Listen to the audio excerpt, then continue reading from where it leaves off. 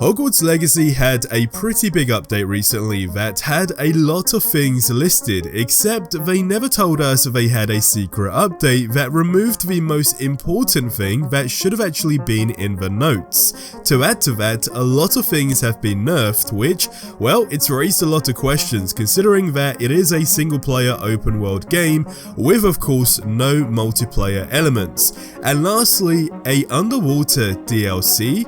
Well, we have tons to get through. If you can leave a like, it helps a ton, but turn that into a dislike if you get to the end and did not enjoy the video. So Chandler Wood, who is the community manager, tweeted the following: "I've just confirmed an additional feature in this patch that actually didn't make it into the patch notes, and what it says is reduce the frequency of Ignatius Wildsmith's lines, which says a significant reduction. So while travel is definitely more convenient with flu powder, you won't have to hear about it constantly." He also added how 1.5 billion travels, or fast travel should we say for the most part, have actually happened since the game's launch, which is, I mean, beyond crazy to say the least. Now, someone added to this that in the next patch, they should actually remove the quote-unquote, "seems like all roads lead to Hogsmeade." Now, the main Hogwarts Legacy Twitter account also tweeted, "Merlin's beard, an enormous thank you to everyone who shared in the magic of Hogwarts Legacy. As you can see from the stats, they are pretty wild." Now, there have been quite a few comments since the game's launch about Merlin's beard and ultimately the reward that you get at the end, so I'm curious to know your take on this. Let me know in the comment section below. Now, before I get into the next bit about nerfing, the big question is still floating around regarding DLC for this game. Now, I've got to be honest, the fact that we have officially been told that they see this as a franchise now is enough to be rest assured for the time being, in my opinion.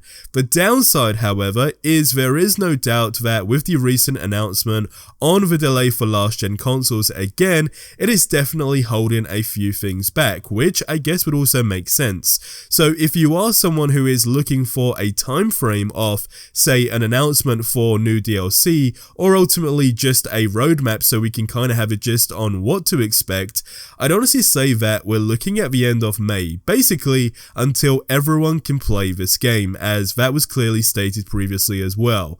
Now, quite a few spells have been nerfed in the recent update for the game, and fans are not happy about it. And I guess it is very questionable as, well, it's a single player game that has no multiplayer element, so why would things be nerfed? Now, someone on Reddit posted the following: "Stop asking the devs to nerf things. For those of you unaware, the latest update nerfed the transfiguration barrel damage towards groups. Why anything is being nerfed in a single player game is beyond me. I also see people in here asking to remove the killing curse.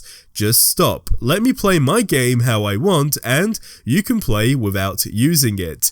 Now, a lot of people are now very skeptical about the fact that these things have been nerfed, but on top of that, if there is actually a possibility that the Avada Kedavra spell can be removed.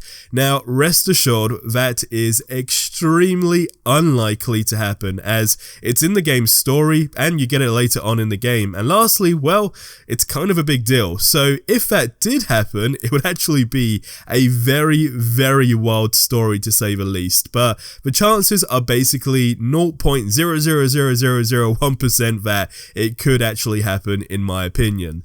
Now, I'm super excited for the future of the game, as there is no doubt WB Games see the massive opportunity. Now, more recently, someone also mentioning how they are taken back by the success and how this game has basically opened up a new path for adventure in the magical world.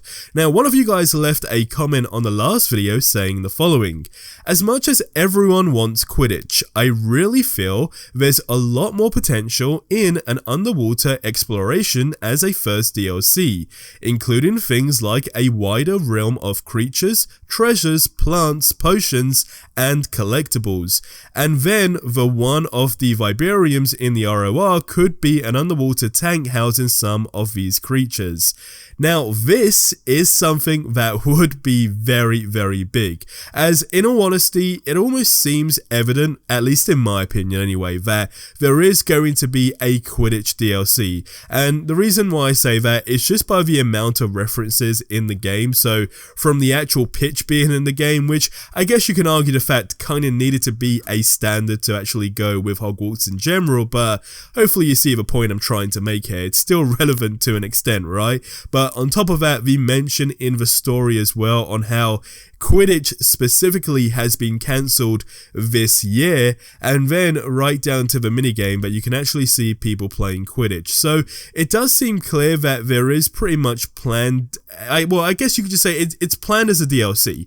That's my take. Am I being skeptical? Probably not. The reason why I don't feel like I'm being skeptical about it is because, again, if you know WB's vision right here, and again, this is another thing that I just want to quickly throw in here, and that is that if they are seeing it as a franchise, they've mentioned this before, as much as I kind of want them to do what Ubisoft did with Assassin's Creed, at the same time, I don't want them to exactly replicate that. And what I mean is, with things like, if we're talking about a Quidditch DLC, etc., ultimately being saved for a sequel, but basically a sequel of the game comes out every single year. Now, at the beginning, it would be cool, let's not lie. If they announce that you're getting a new Hogwarts Legacy game, for example, next year, you're probably not going to be mad at that, because again, depending on the route they take in the sense of would it be based on years, etc., then yeah, technically, I guess it would make sense, but eventually, it would then just fizzle out. So, I guess there is that element on, I do want them to do that, but I don't want them to be as consistent as, for example,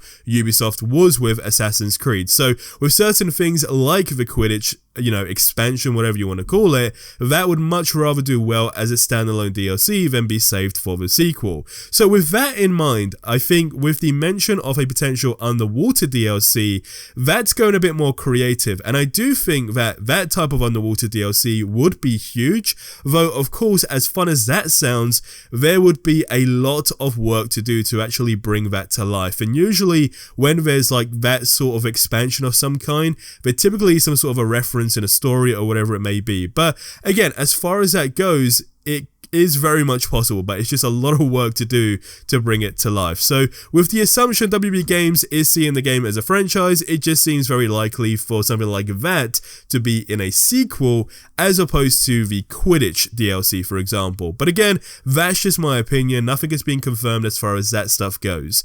Now, the big update that was released the other day has changed a lot of things. Now, to add to that, there is something you need to try in the game right now before it gets removed.